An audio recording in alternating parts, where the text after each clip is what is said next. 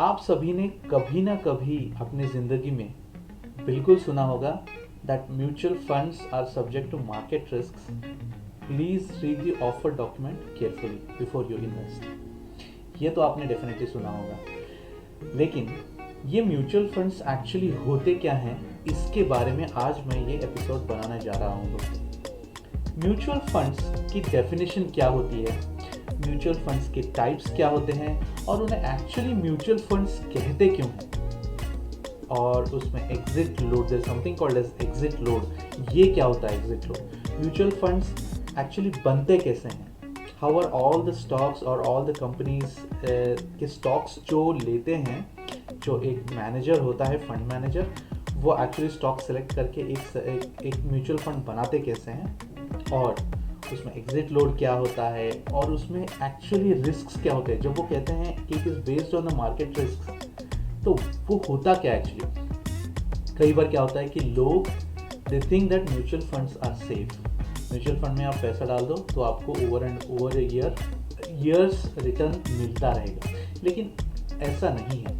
इसको समझने के लिए ना थोड़ा सा म्यूचुअल फंड एक्चुअली काम कैसे करता है, इसके बारे में आपको जानना पड़ेगा।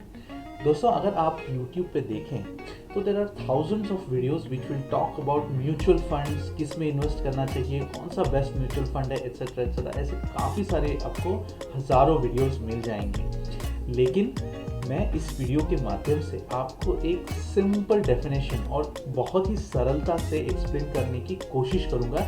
ये मेरी कोशिश रहेगी दोस्तों। लेकिन जैसा हम हर बार करते हैं, बिफोर वी बिगिन एक मेरा छोटा सा इंट्रोडक्शन हो जाए। नमस्कार दोस्तों, मेरा नाम तेजस है and welcome to my channel the polish moves. दोस्तों, एक्चुअल में म्यूचुअल फंड्स होते क्या हैं, इसको समझने से पहले ये म्यूचुअल फंड्स बनते कैसे हैं और ये जो फंड मैनेजर होते हैं ये म्यूचुअल फंड्स बनाते कैसे, इसके बारे में थोड़ा सा हमको जानना पड़ेगा। उस दिशा में जाने से पहले फिर आपको एक बार अगर थ्योरी समझ में आ गई कि म्यूचुअल फंड्स एक्चुअली होते क्या हैं, उसके बाद आप फिर उसके आगे की रिसर्च, डेफिनेटली एनालिसिस हो, रिसर्च हो कर सकते हो दोस्तों। ठीक है, तो अगर मेरे पिछले आप एपिसोड्स देखें, वहाँ पे मैंने इक्विटी की बात की है, जहाँ पे हम शेयर्स लेके रखते हैं, और उनसे पहले की वीडियोस अगर आप देखें तो मैंने एक ऐसा वीडियो बनाया है जहाँ पे मैंने कहा है कि एक्चुअल में स्टॉक सिलेक्शन करते कैसे हैं।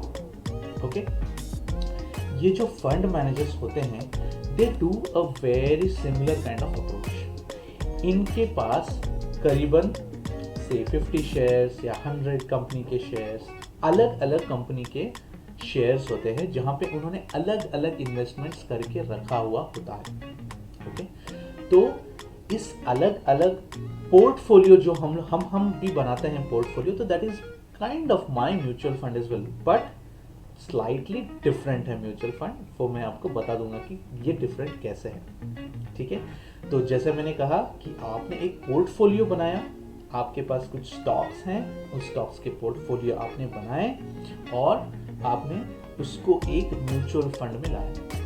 तो इसे कहते हैं portfolio, but in form of a mutual fund. लेकिन एक्चुअल में म्यूचुअल फंड को म्यूचुअल क्यों कहते हैं, इसके बारे में थोड़ा हम डिस्कस करेंगे अगले स्लाइड। चलिए दोस्तों, आगे बढ़ते हैं और अंडरस्टैंड, समझने की कोशिश करते हैं कि म्यूचुअल फंड्स के डेफिनेशन तो हालांकि थोड़ा सा हमने अंडरस्टैंड कर लिया है, थोड़ा सा समझ लिया है, लेकिन हम समझने की कोशिश करते हैं कि ये जो फंड मैनेजर होते हैं ना, ये म्यूचुअल फंड्स को एक साथ, या स्टॉक्स हो या बॉन्ड्स हो, इन सब को एक साथ लाते कैसे हैं, और हमारा जब पैसा हम इन म्यूचुअल फंड मैनेजर्स या फंड मैनेजर्स को देते हैं, तो हमारा पैसा एक्चुअल में डिस्ट्रीब्यूट कैसे होता है, इस सब के बारे में थोड़ा सा थ्योरी हम समझने की कोशिश करेंगे। और इस वीडियो के इस एपिसोड के माध्यम से हम ये भी समझने की कोशिश करेंगे कि एक्चुअल में म्यूचुअल फंड्स को म्यूचुअल फंड्स क्यों कहते हैं। इसमें काफ़ी सारे टाइप्स होते हैं, इसके टाइप्स क्या हैं, म्यूचुअल फंड को जैसे मैंने कहा म्यूचुअल फंड क्यों कहते हैं, इसमें क्या लॉक इन पीरियड, अगर कुछ होता है तो क्या लॉक इन पीरियड हो सकता है, और एग्जिट लोड का मतलब क्या है, और जैसा हमने स्टार्टिंग में सुना, इसके बारे में रिस्क्स क्या हो सकते हैं, वो भी हम आज यहाँ पे बात करने की कोशिश करते हैं। चलिए समझने की कोशिश करते हैं थोड़ा सा, लेकिन सबसे पहले म्यूचुअल फंड्स को म्यूचुअल फंड क्यों कहते हैं, म्यूचुअल का मतलब क्या होता है। दोस्तों इसको अंडरस्टैंड करने से पहले ना, इसको समझने से पहले थोड़ा सा आपको बेसिक भी समझना पड़ेगा कि म्यूचुअल फंड काम कैसे करता है। अगर हम म्यूचुअल फंड्स, जैसे मैंने कहा, अगर मैं एक इन्वेस्टर हूँ, मैंने पैसा दिया फंड मैनेजर को, फंड मैनेजर के पास एक म्यूचुअल फंड है जहाँ पे मैंने अपना पैसा इन्वेस्ट किया है, और वो फंड मैनेजर उस पैसे को इक्वली डिस्ट्रीब्यूट करेगा विद इन द स्टॉक्स या विद इन द बॉन्ड्स, चाहे वो कॉर्पोरेट बॉन्ड्स हो या डेट हो या इक्विटी हो, अलग अलग टाइप्स में वो इन्वेस्ट करेगा, और जो भी रिटर्न्स आएंगे वो रिटर्न्स आपको पास हो जाएंगे। लेकिन इसे म्यूचुअल फंड क्यों कहते हैं? देखिए, जब ये फंड मैनेजर एक म्यूचुअल फंड बनाता है तो it is not only specifically for you, correct. तो काफ़ी सारे लोग होते हैं जिनको इसमें इन्वेस्ट करना चाहते हैं, इसमें इंटरेस्ट होता है उन्हें इन्वेस्ट करने का, ओके। इस वजह से जैसे काफ़ी सारे म्यूचुअल इंटरेस्ट्स हैं लोगों के, काफ़ी सारे लोग हैं जिन्हें इस पर्टिकुलर म्यूचुअल फंड में इन्वेस्ट करना है, और जब उसका प्रॉफिट आएगा तो वो इक्वली बटेगा। That is the reason why it is called as a mutual fund. There is a mutual interest for everyone to be in this fund, to give your money, give your investment to that fund manager। एक mutual interest होता है, और फिर जैसा profit आता है वो equally आप में डिस्ट्रीब्यूट होता है। That is the reason why it is called a mutual funds. चलिए, म्यूचुअल फंड्स में टाइप कौन से होते हैं? There are usually 3 types. वैसे काफ़ी सारे टाइप्स भी हैं, retirement planning, child education planning, जैसे अलग अलग टाइप्स भी हैं, बट यूजुअली जब वो इन्वेस्ट करते हैं तो there are basically 3 types where the mutual funds are being invested. एक होता है इक्विटी, एक होता है डेट, और एक होता है हाइब्रिड इंस्ट्रूमेंट्स, जहाँ पे ये पैसा इन्वेस्ट करते हैं। The fund manager takes the call. अगर आपको इक्विटी और डेट इन दोनों के बारे में पता नहीं है तो इससे पहले वाला वीडियो आप ज़रूर देखें, जहाँ पे मैंने एक्सप्लेन करने की कोशिश, आपको समझाने की कोशिश की है कि जब आप इक्विटी में इन्वेस्टमेंट करते हैं उसका मतलब क्या है, जब आप डेट्स में इन्वेस्ट करते हैं तो उसका मतलब क्या है। अगर आपको वो ढूंढने में दिक्कत हो रही है तो डेफिनेटली मैं उसे डिस्क्रिप्शन में डाल दूँगा, प्लीज़ वहाँ पे जाइए और उसे अंडरस्टैंड करने की, समझने की कोशिश कीजिए कि एक्चुअल में इक्विटी और डेट्स होते क्या हैं। और जब मैं म्यूचुअल फंड्स में पैसा लगा रहा हूँ, जब मैं इन्वेस्ट कर रहा हूँ, और जब वो फंड मैनेजर उसे इक्विटी या डेट या हाइब्रिड में इन्वेस्ट कर रहा है तो उसका मतलब क्या होता है, ये मैंने उस वीडियो में समझाने की कोशिश की है। चलिए आगे बढ़ते हैं। जैसे मैंने कहा, there are 3 types, equity, debt and hybrid. Hybrid का मतलब है equal amount between equity and debt, और as the fund manager deems.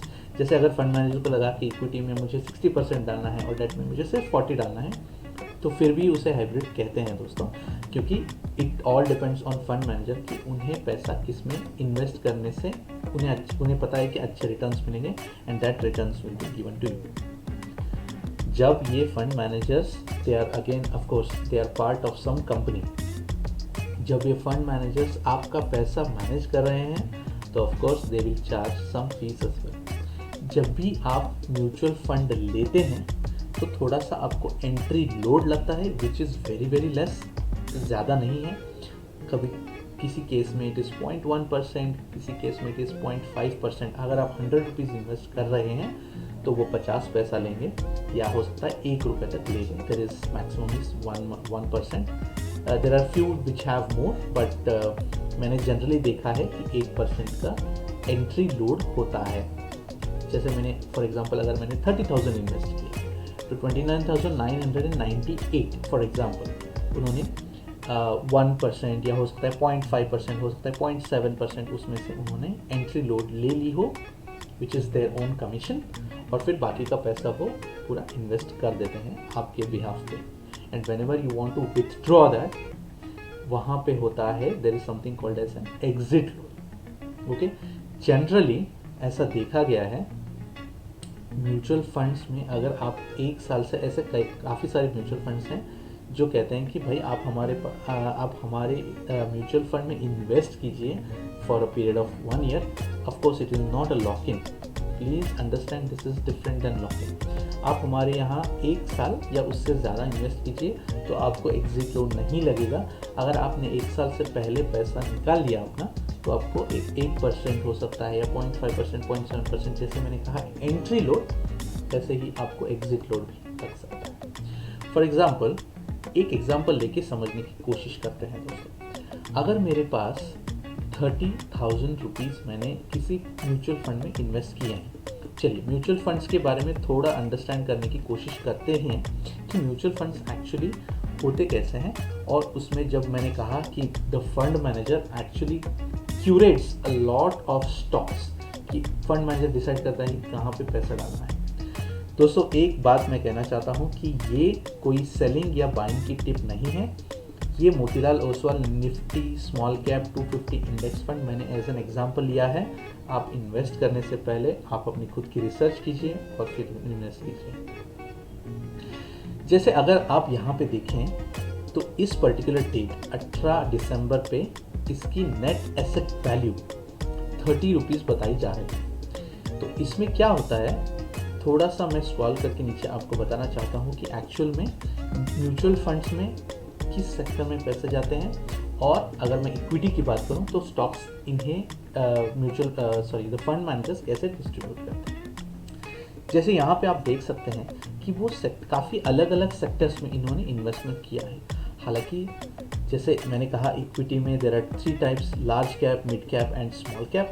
मैं स्मॉल कैप का एग्जांपल लेके आपको बता रहा हूँ। स्मॉल कैप थोड़े रिस्की होते हैं, मिड कैप कम रिस्की होते हैं, और जो लार्ज कैप हैं वो काफ़ी मॉडरेट रिस्की हो सकते हैं।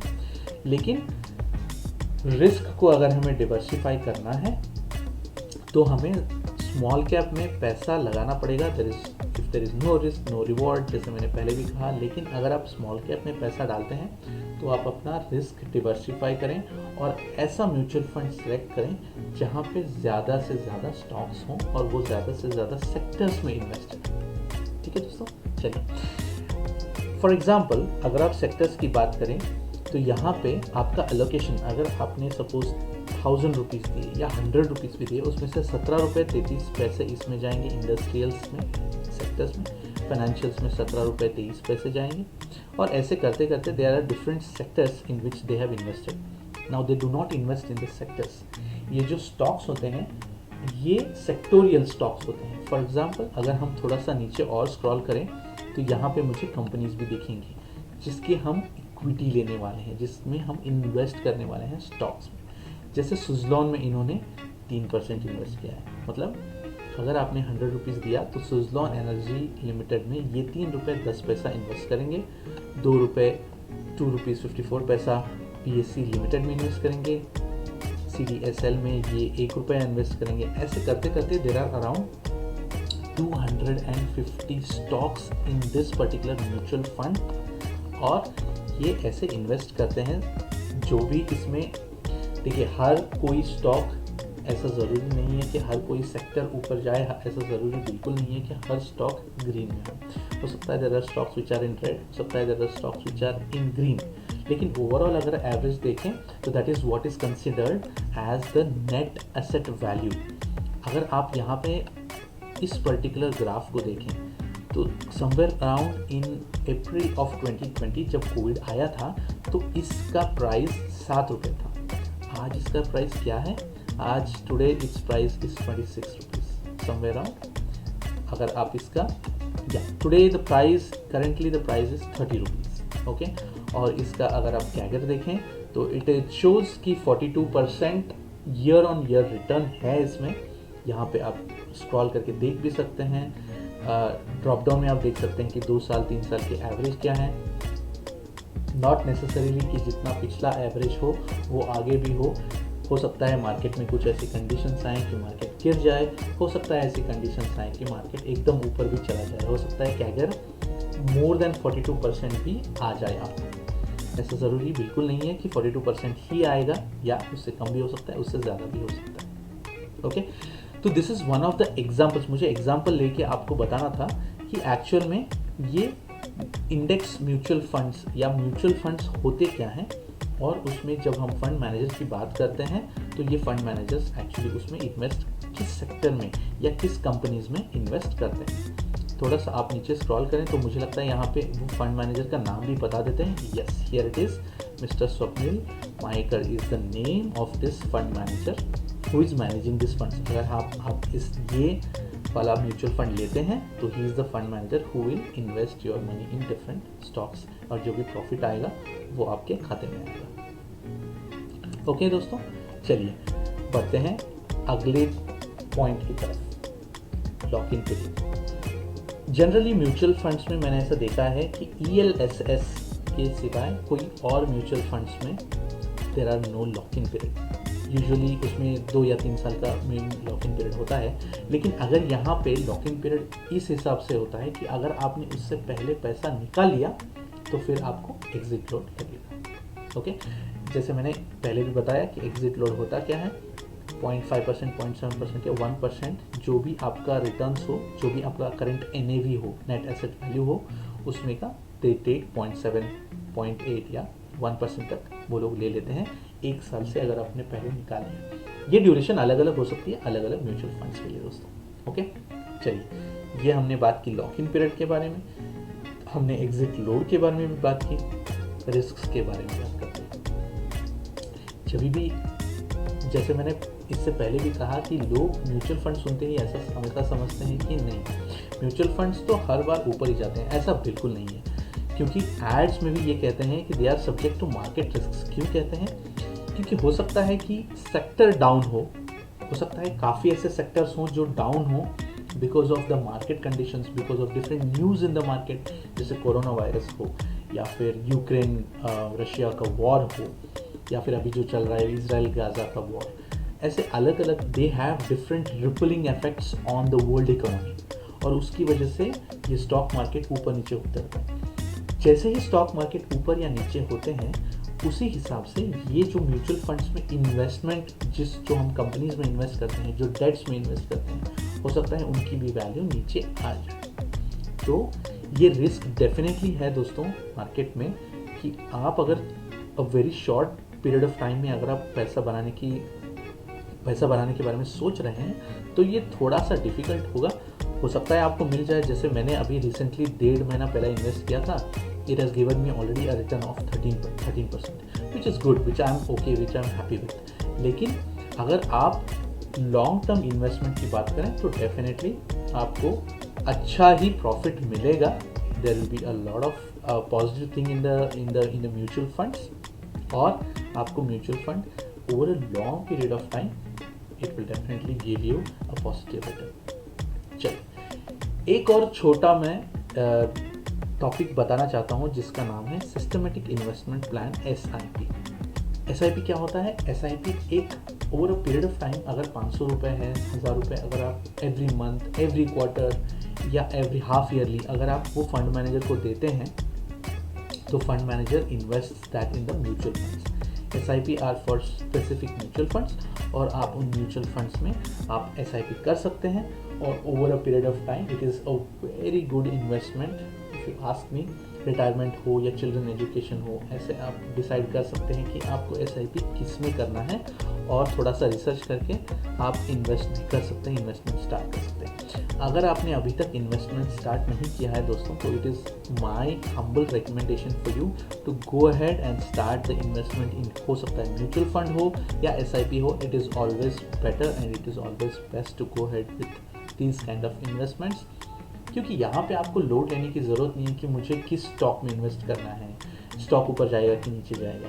तो that all headache has to be taken care by the fund manager, right. आपको सिर्फ ऐसा म्यूचुअल फंड सेलेक्ट करना है which has given a consistent return, और फिर you'll hope that it will give a consistent return because the fund manager has a very clear visibility कि आगे market कैसा होने वाला है।